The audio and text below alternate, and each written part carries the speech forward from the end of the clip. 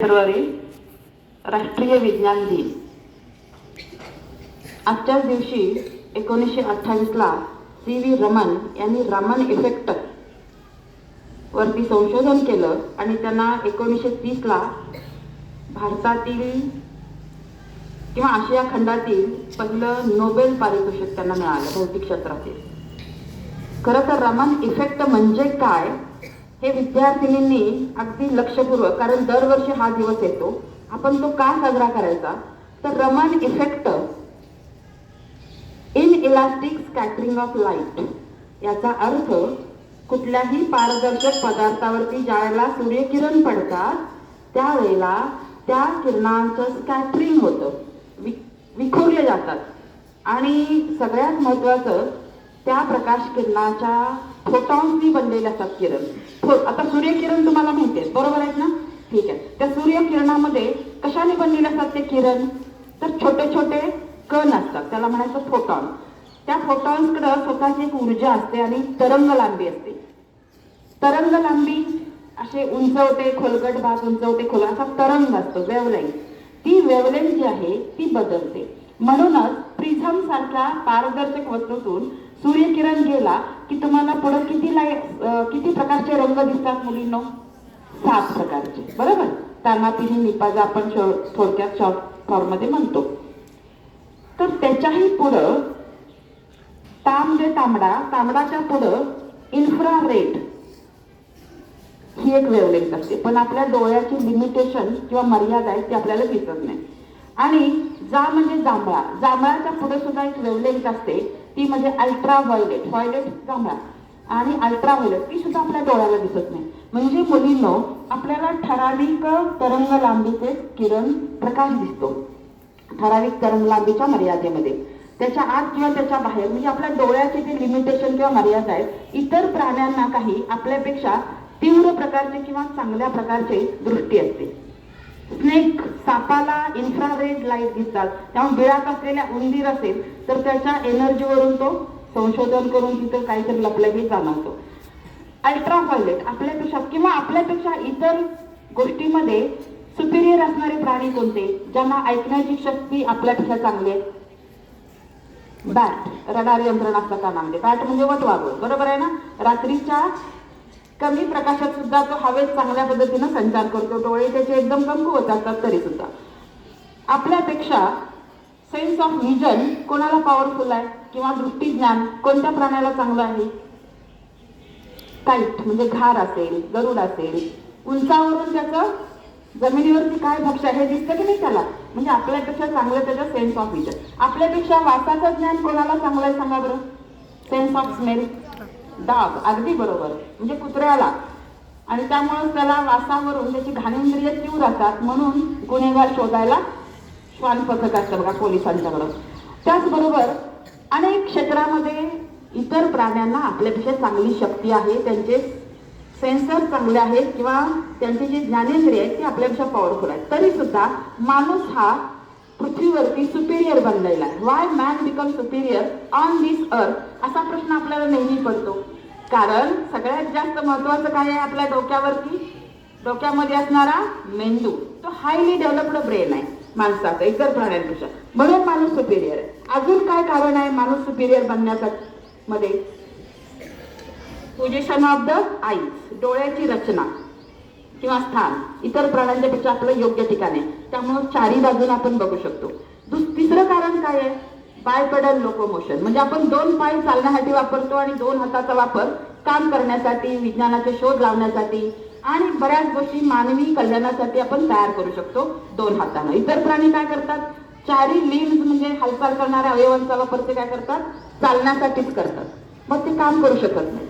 चौथं कारण काय आहे सांगा बरं? इरेक्ट पोस्चर, आपण ताठ चालतो, इतर प्राणी वाकून चालतात किंवा 4 पाय खाली ठेवून. 5वं कारण काय आहे सांगा बरं? आपला अपोजेबल थंब, म्हणजे बोटाच्या सम्मुख येणारा अंगठा, की ज्याच्याद्वारे आपण प्रत्येक बोटाच्या समोर अंगठा घेऊन कौशल्याची कामं करू शकतो. इतर प्राणी अशी छान घरं बांधतायत, बिल्डिंग बांधतायत किंवा ऑपरेशन करतायत, सर्जरी करतायत, असं दिसतं का हाताचा वापर करून? नाही. मग ह्या सगळ्या कारणांच्या आणि सगळ्यात महत्वाचं कारण पॉवर ऑफ स्पीच, आपली बोलण्याची शक्ती. आपण हजारो भाषांचे शोध लावले, हजारो भाषा बोलू शकतो आणि एकमेकाशी प्रभावीपणे संपर्क करू शकतो. इतर प्राणी कसं जास्त करतात का? तुमची बघा मोबाईलची भाषा आपण संशोधन केलेलं आहे, मी येणार आहे त्या विषयाकडं. आणि ह्या सगळ्यांचा इफेक्ट किंवा परिणाम म्हणजे माणूस हा पृथ्वीवरती सुपिरियर बनला आणि सुपिरियर बनण्यामध्ये विज्ञानाचा शोध हे महत्वाचा आहे. वैज्ञानिक शोध लावत असताना आपण एक प्रश्न मनाला विचारला पाहिजे, ज्या देशामध्ये आपण जन्मलो त्या देशातील किती शास्त्रज्ञांना विज्ञानाचे नोबेल पारितोषिक मिळाली. आता मगाशी उल्लेख झाला, परदेशामध्ये जे शास्त्रज्ञ आहेत त्यांच्यापेक्षा भारतीय शास्त्रज्ञांना जास्त प्रतिकूलतेला सामोरं जावं लागलं. बऱ्याचदा युरोपियन कंट्री आपल्यापेक्षा विकसित, सो कॉल्ड विकसित म्हणतो त्या देशांना आपण, England, France, America, Germany, Japan असेल, आपण बऱ्याच गोष्टी मेड इन इंडिया वापरण्यापेक्षा made in Japan, made in Korea, made in America वापरतो. मग हे का मेड इन इंडिया का वापरत नाही आपण? का कमी आहे का आपल्याकडं? नाही. भारतामध्ये सुद्धा प्रज्ञावान लोक जन्माला येतात मुलींनो, आणि त्याची उदाहरणं आहेत की ऋषीमुनींनी आपल्या जे लावलेले शोध आहेत ते शोध काळाच्या ओघामध्ये नष्ट झाले. कनाद ऋषींनी कणाचा शोध लावला आणि 150-200 वर्षापूर्वी फिजिक्सवाल्यांनी जो क्वांटम थेअरी असेल तो शोध लावला, तर कनाद ऋषींचा हजारो वर्षापूर्वीचा शोध आपण विसरून गेलो. ते भारतीय होते. चरक संहितेमध्ये चरक असेल किंवा सुश्रुत असेल, ज्यांना फादर ऑफ सर्जरी म्हणतात, म्हणजे वैद्यकीय क्षेत्रातील सर्जरी शल्यचिकित्सेचं फादर किंवा जनक कोण असेल तर भारतीय ऋषी कोण आहे? सुश्रुत. त्याचा अभ्यास आता वैद्यकीय अभ्यासक्रम शिकणारे विद्यार्थी करत असतात. चरक, सुश्रुत, कणाद हे ऋषीमुनी आपल्याकडे हजारो वर्षापूर्वी होऊन गेले, पण त्यांचे शोध आपण लिहून ठेवले नाहीत. लिखित स्वरूपामध्ये ते जतन झाले नाहीत. ताम्रपत्रावरती किंवा भुर्जपत्रावरती जे लेख होते ते नालंदा आणि तक्षशिला विद्यापीठामध्ये आयुर्वेद योगासारखं काही महत्वाचं संशोधन त्या विद्यापीठांमध्ये बाळानं जे जतन करून ठेवले होते त्याच्यावरती स्वाऱ्या झाल्या. भारतावरती स्वाऱ्या का व्हायच्या तुम्हाला माहितीये का? 180 स्वाऱ्या झाल्या आणि त्यापैकी सोनं, नाणं, दागिने, चांदी, हिरे, माणिक, मोती लुटून नेण्यासाठी झाल्या, पण त्याच्याही पुढे ज्ञान लुटण्यासाठी आणि असलेलं ज्ञान नष्ट करण्यासाठी सुद्धा स्वाऱ्या झाल्या. नालंदा आणि तक्षशिला सारखी जी विद्यापीठ आहेत ती पेटवून दिली गेली आणि तिथं असणारं जतन केलेलं आपण जे संशोधन आहे ते काळाच्या ओघामध्ये बाळानं काय झालं? नष्ट झालं. आणि त्यामुळे भारतीय शास्त्रज्ञ जे आहेत पूर्वीचे, त्यांचंही ज्ञान जगाला खरं तर कळलं पाहिजे होतं. म्हणूनच आता तुम्हाला माहिती आहे का, योगाचा वापर इतर देश करतायत आणि आपली मुलं अंधानं करून पाश्चात्यांचं आपण अनुकरण करतोय. तिथल्या खराब चालीरीती आपण त्याचं अनुकरण करतोय. भारतीय शास्त्रज्ञांच्यापैकी सी.व्ही. रमण असतील, विजय भटकर असतील, ज्यांनी महासंगणक किंवा परमसंगणकाचा शोध लावला, रघुनाथ माशेलकर असतील, आणि त्याचबरोबर माझे आयडॉल जे आहेत ते म्हणजे doctor A P J. Abdul Kalam. Doctor A P J. Abdul Kalam sir, कलामांनी जे शोध लावले त्याच्यामध्ये त्यांना मॅन ऑफ द मिसाईल म्हणतात. नाग, त्रिशूळ, अग्नी, पृथ्वी, आकाश अशा पद्धतीची मिसाईल म्हणजे भारताला संरक्षण दृष्ट्या सक्षम करण्याचं काम, त्याच्यामध्ये सिंहाचा वाटा कोणाचा आहे? Doctor A P J. अब्दुल कलाम. तुमच्यासारखेच अब्दुल कलाम होते. प्रतिकूल परिस्थिती, आर्थिक परिस्थिती खराब असल्यामुळं अगदी आत्याचे सोनं बांगड्या विकून त्यांनी पुढचं शिक्षण घेतलं. अगदी रेल्वे पटरीवरती पेपरचे गठ्ठे उचलण्याचं काम केलं. आणि असेही अब्दुल कलाम भविष्यामध्ये एक चिकाटी आणि गुरुजनांना मानणारे एक आदर्श विद्यार्थी म्हणून ते होते. विद्यार्थी तसे त्यांचे अय्यर सर आणि त्याचबरोबर Dhawan sir, David Dhawan sir यांच्याकडून त्यांनी एवढ्या चांगल्या पद्धतीचे आदर्श घेतले की रामेश्वरमच्या समुद्रकिनारी जाऊन पक्षी हवेत संचार करताना किंवा उड्डाण करताना एका झेपेत किती अंतर कापतात ह्याच्यासाठी त्यांनी प्रत्यक्ष अनुभव दिला होता. त्यांच्या सरांनी रामेश्वरमच्या समुद्रकिनारी नेलं, तिथं पक्षी कसे हवेत संचार करतात, एका झेपेत किती जास्त अंतर कापतात. त्यावेळेला त्यांच्या डोक्यात एक ठिणगी पडली अब्दुल कलामांच्या की मी सुद्धा असं एखादं यंत्र तयार करेन की जे यंत्र आकाशात उड्डाण करेलच पण पाण्यातही चालेल, जमिनीवरती पळेल. मग त्यांनी हॉवरक्राफ्ट एक तयार केलं जे पाण्यात आणि जमिनीवरती चालतं. त्याचं नंदी हे नाव. 1000 वेळा प्रयोग केले, अपयश आलं, पण नंतर मात्र त्यांना यशस्वी झालेले. पायात स्लीपर असायचं, अंगावर घालायचं शास्त्रज्ञ म्हणून कोट वगैरे नव्हता. आणि त्यांची ज्या वेळेला असे, त्याचबरोबर आपण अणुबॉम्बची निर्मिती करून पोखरणला चाचण्या घेतल्या त्याचबरोबर अब्दुल कलामांच्या मार्गदर्शनाखाली इस्रोमध्ये, DRDO मध्ये त्यांनी खूप चांगलं काम केलं. इंदिरा गांधींनी त्यांना एका डिनरला बोलवलं त्यांचे प्रयोग यशस्वी झाल्यावर. त्यावेळेला त्यांच्याकडे घालायला बूट नव्हते. मित्राचे बूट घेतले, पायात साधी चप्पल असायची आणि एकदम बघा, simplicity is the highest level of sophistication. म्हणजे साधेपणा हा उच्च दर्जाचा एक महान गुण असतो, तो त्यांच्याकडे होता. आणि तरी सुद्धा म्हणजे त्यांच्यातील गुण हेरून त्यांना अनेक लोक, म्हणूनच ते आपल्या देशाचे शेवटी काय झाले, राष्ट्रपती. आणि विद्यापीठामध्ये एका मार्गदर्शन करताना स्वतःचे प्राण त्यांनी त्यागले. म्हणजे शेवटपर्यंत देशासाठी हे झिजणारे व्यक्तिमत्व डॉक्टर APJ अब्दुल कलाम. राष्ट्रपती झाले तरी सुद्धा त्यांना इतर गोष्टींचा हव्यास नव्हता. नेशन फर्स्ट, देश प्रथम, यासाठी त्यांनी अहोरात्र प्रयत्न केले. आणि भारताला सामरिक म्हणजे युद्ध जर झालं किंवा इतर देश काय करतात, कुरापतखोर देश आपल्यावरती युद्ध लादतात, चायना असेल, पाकिस्तान असेल, अशा वेळेला अब्दुल कलामांसारख्या व्यक्ती शास्त्रज्ञ होणं ही काळाची गरज आहे. गुजरातच्या विद्यापीठामध्ये एकदा ज्युनियरच्या 12वीच्या विद्यार्थ्यांशी संवाद साधताना त्यांनी एक प्रश्न विचारला, अपने इस देश का सबसे बड़ा दुश्मन कौन है? काय उत्तर आलं असेल? बऱ्याच जणांनी पाकिस्तान सांगितलं, कोणी चायना सांगितलं, कोणी म्हणजे अनेक गोष्टी विद्यार्थी. पण एक मुलगी म्हटली, तर गरिबी. गरिबी सबसे बडा दुश्मन होती. कारण गरीब असं राहिलं आपण की आपल्याला संधी उपलब्ध होत नाही. त्यासाठी सक्षम होणं, विज्ञानाचा वापर करणं. आणि दुसरी एक महत्त्वाची गोष्ट, मगाशी उल्लेख झाला की शास्त्रज्ञ जरी झाले तरी त्यांना वेळेतच ॲप्रिशिएशन किंवा त्यांच्या संशोधनाला जगन्मान्यता मिळते असं नाही. अगदी जगदीशचंद्र बोस वनस्पतींना संवेदना असतात हे त्यांनी संशोधन केलं. वनस्पतींना संवेदना असतात हे कशावरून सिद्ध झालं? म्युझिक लावून एखाद्या वनस्पतीवर जवळ ठेवलं वाढणाऱ्या, तर तिला लवकर फुलं येतात, लवकर फळं येतात, ती वनस्पती आनंदी राहते, त्याच्यामध्ये बदल होत असतात. हे विज्ञानानं सिद्ध केलेलं आहे. मुलींना जर गाईच्या गोठ्यामध्ये जर आपण म्युझिक लावून ठेवलं तर दूध देण्याचं प्रमाण सुद्धा वाढतं. हे सुद्धा संशोधन विज्ञानाचं आहे. माणसाला सुद्धा आसपास आपल्या चांगलं वातावरण असेल तर आपली इफिशियन्सी म्हणजे काम करण्याची परिणामकारकता वाढते. तुम्हाला आनंदी वातावरण निर्माण करून दिलं, NEP नुसार, नॅशनल एज्युकेशन पॉलिसीनुसार विद्यार्थी केंद्रित आणि आनंददायी शिक्षण प्रक्रियेमध्ये तुम्ही केंद्रबिंदू आहात. तुम्हाला चांगलं वातावरण निर्माण करून दिलं तर तुम्ही आता बघा, आता ह्या 15 दिवसामध्ये आपल्याला कितीतरी विद्यार्थिनींचे नंबर आले, वक्तृत्वामध्ये, निबंधमध्ये. आपल्या विद्यालयाच्या दृष्टीने ही चांगली गोष्ट आहे. तसं वातावरण निर्माण करून देणं गरजेचं आहे. CV रामन, त्याचबरोबर भारतीय अनेक शास्त्रज्ञ अहोरात्र झटून त्यांनी खूप संशोधनं केली. पण अजून एक दुसरा शास्त्रज्ञ जोपर्यंत जिवंत आहे तोपर्यंत त्याला कधीच ॲप्रिशिएशन मिळालं नाही. त्याचं उदाहरण आहे father of genetics. Who is father of genetics? अनुवंशशास्त्राचा जनक कोण आहे माहिती आहे? Tell me the answer. John Gregor Mendel. मेंडेलनं 1880 साली एक संशोधन केलं वाटाण्याच्या झाडावरती, त्याच्यामध्ये असणाऱ्या बियांवरती, त्याच्या उंचींवरती, त्यांच्या रंगावरती. आणि त्याला ते संशोधन शोध निबंधाद्वारे जगाच्या जे जिथं एकत्र होतं शोध निबंध आणि शास्त्रज्ञ म्हणून मान्यता पावते अशा ठिकाणी त्यांनी ते जमा केलं. पण त्याचं संशोधन नाकारलं गेलं. त्यानं परत परत परत परत ते संशोधन त्यांच्याकडे दिलं.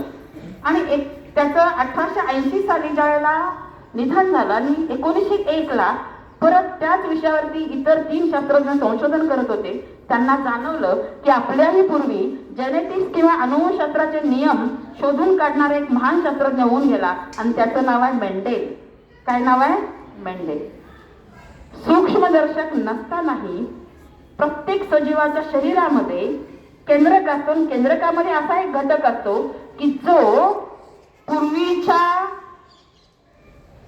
पेरेंट्स कडून पुढच्या पिढीमध्ये गुणधर्म ट्रान्सफर करतो. मग गुणधर्म ट्रान्सफर करणारा कोणता घटक मुलींनो? DNA. कोणता घटक? DNA. ते आता आपण मायक्रोस्कोप खाली, इलेक्ट्रॉन मायक्रोस्कोप खाली आपल्याला दिसतंय. पण ज्या वेळेला मायक्रोस्कोपच नव्हता, संशोधन नव्हतं, त्यावेळेला हे कोणी नुसत्या बाहेरील ऑब्झर्वेशन किंवा बाहेरील गुणधर्म बघून ज्यानं ते निष्कर्ष काढले तो कोणता शास्त्रज्ञ? मेंडेल. म्हणून मेंडेलला काय म्हणतात? Father of genetics. आजही मेंडेलचं संशोधन आपण वापरतो. त्याचे नियम law of dominance, law of segregation, law of independent assortment, असे 3 महत्वाचे नियम आहेत अनुवंशशास्त्राचे. ते आजही आपण मेंडेलचेच वापरतो.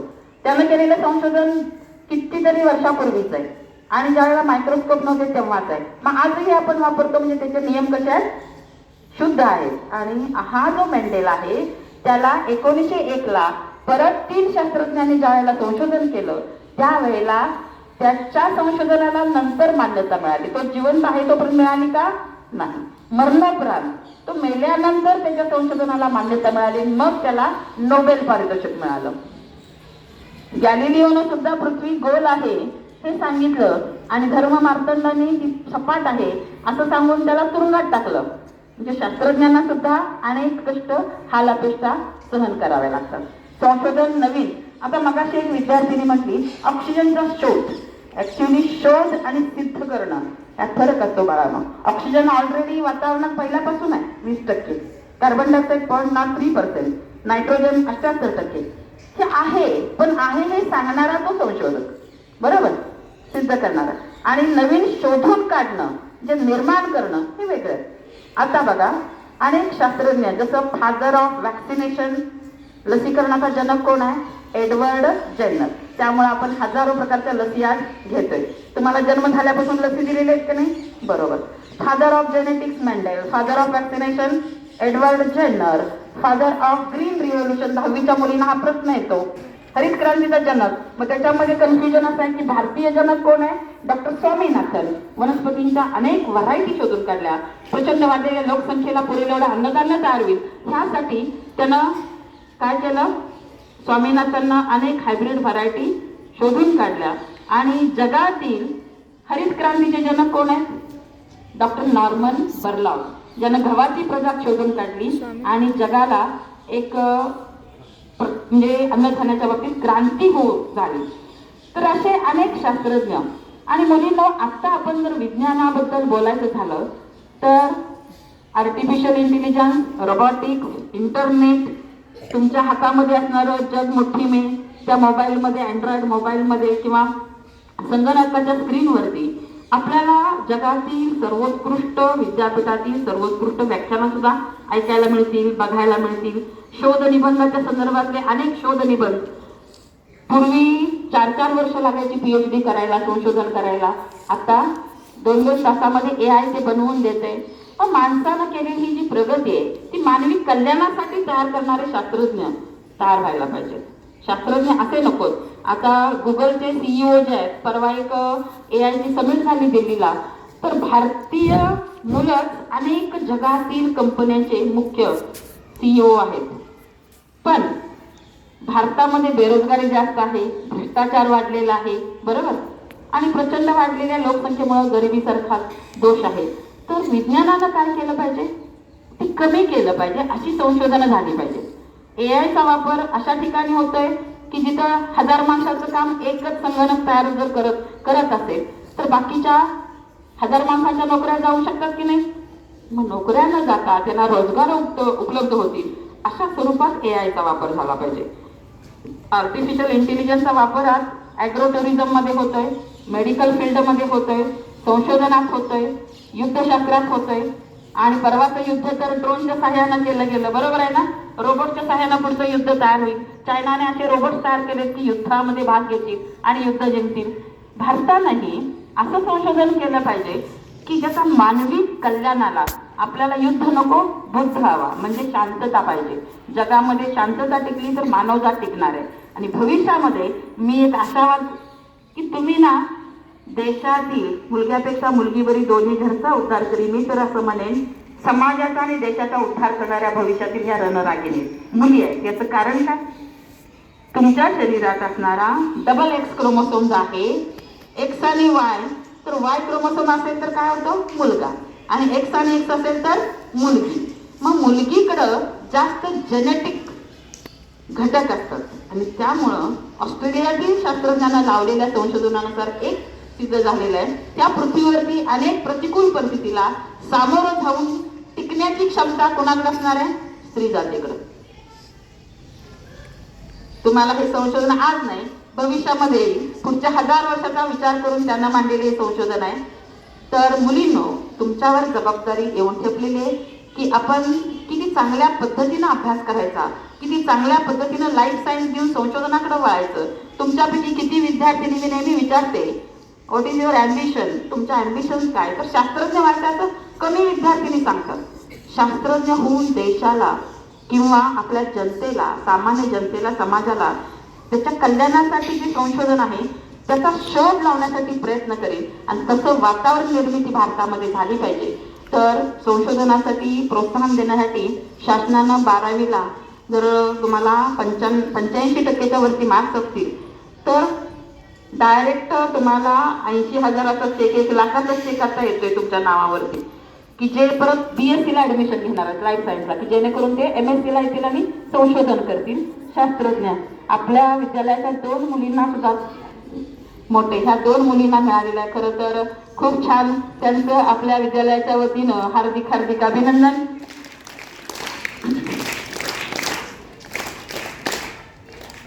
तर डॉक्टर CV रमण यांच्या संशोधनाच्या आठवणी प्रित्यर्थ आजचा दिवस आपण विज्ञान दिन म्हणून साजरा करतोय. त्याचं खरं तर विज्ञान दिनाचं महत्त्वाचं एक उद्देश असा असतो की विद्यार्थ्यांच्या मध्ये वैज्ञानिक दृष्टिकोन रुजवणं, वेगवेगळ्या संशोधनाला प्रोत्साहन देणं, अंधश्रद्धा कमी करून वैज्ञानिक दृष्टिकोनातून काही प्रश्नांची उत्तरं शोधणं आणि मुलांना जास्तीत जास्त वैज्ञानिक दृष्टीनं हे असे का तसे का ह्याच्यासाठी प्रेरित करणं संशोधनासाठी हा उद्देश आहे. आजच्या दिवशी सायन्स अँड टेक्नॉलॉजी, जो देश टेक्नॉलॉजीमध्ये, बायोटेक्नॉलॉजीमध्ये पुढे आहे तो जगाच्या पाठीवर महासत्ता होणार आहे आणि भारत त्या दिशेनं वाटचाल करत आहे. हे एक आशावादी दृष्टिकोन ठेवूया आणि सर्वांनी परत एकदा विज्ञान दिनानिमित्त डॉक्टर CV रमण यांच्या स्मृतीस मी विनम्र अभिवादन करते आणि मी माझं मनोगत थांबवते. जय हिंद, जय महाराष्ट्र.